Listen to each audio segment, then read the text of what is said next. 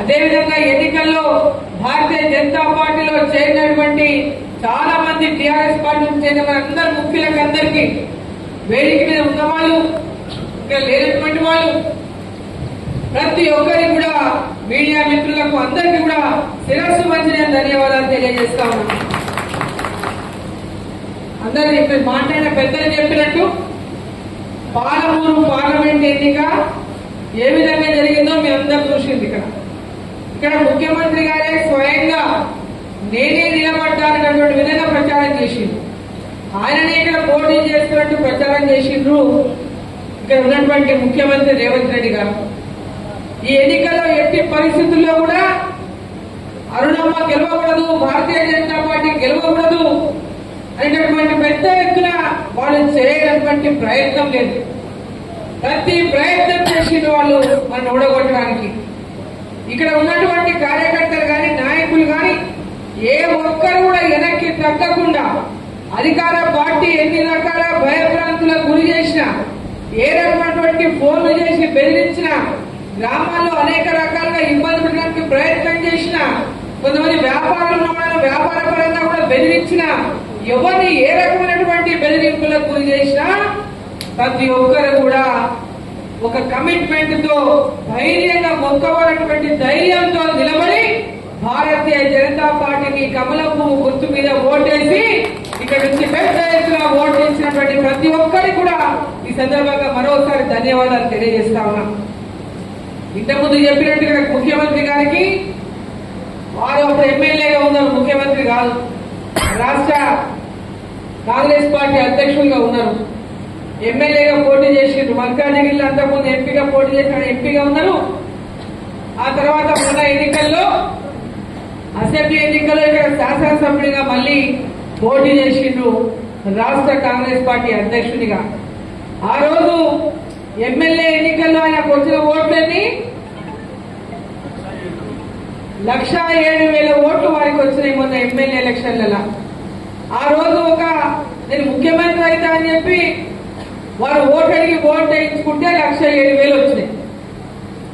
మొన్న ఎలక్షన్లలో parliament election నాటికి ఇక్కడ రేవంత్ రెడ్డి గారు ముఖ్యమంత్రి అయి ఇక్కడ ఓటు అడిగింది, నేను ముఖ్యమంత్రిగా ఉన్నా, కొడంగల్ అభివృద్ధి కావాలి, అరుణమ్మ గెలిస్తే అభివృద్ధి కాదు, నేనుంటేనే అభివృద్ధి అవుతుంది, భారతీయ జనతా పార్టీ గెలిపిస్తే ఉపయోగం లేదనేటువంటి విధంగా ప్రజల్ని ఎన్నో రకాలుగా మభ్యపెట్టేటటువంటి ప్రయత్నం చేసి ఇక్కడ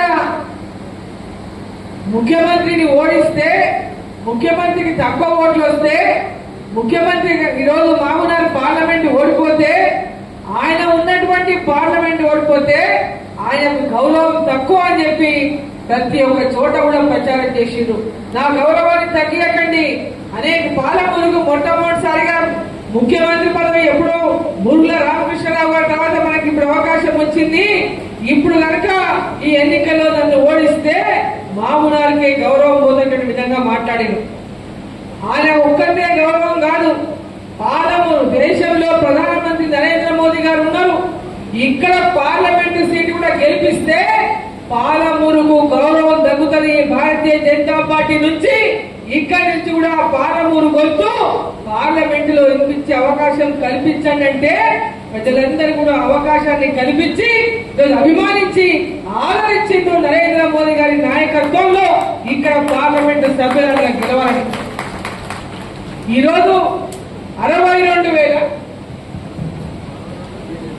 మనకు 63,000 వచ్చినాయి. అంతకుముందు తక్కువ ఓట్ల శాతం, పోయినసారి నేను పోటీ చేసినప్పుడు కూడా ఇక్కడ తక్కువ 40,000 చిల్లర వచ్చినాయి అన్నాడు.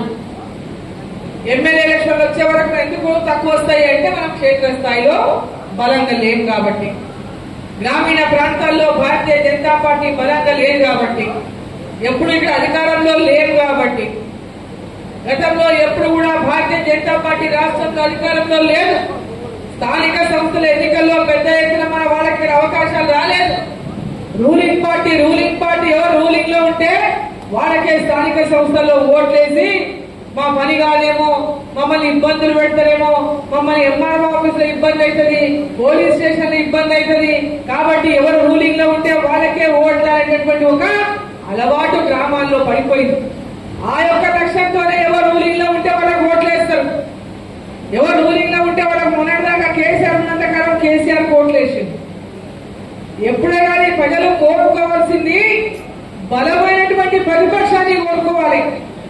గ్రామీణ ప్రాంతాల్లో మీకు పనులు జరగాలంటే కేంద్రంలో ఈరోజు భారతీయ జనతా పార్టీ అధికారంలో ఉంది. ఇక్కడ పనులన్నీ గ్రామాల్లో జరగాలంటే రూలింగ్ పార్టీ కాంగ్రెస్ పార్టీని గట్టిగా ప్రశ్నించే గొంతు ఇక్కడ ఉండాల్సినటువంటి అవసరం ఉందని ప్రతి గ్రామీణ కార్యకర్త గుర్తించాల్సినటువంటి అవసరం ఉంది. స్థానిక సంస్థల్లో ఉన్నటువంటి అనేక సమస్యలు మీరు గొంతు విప్పితే తప్ప పరిష్కారం కావు.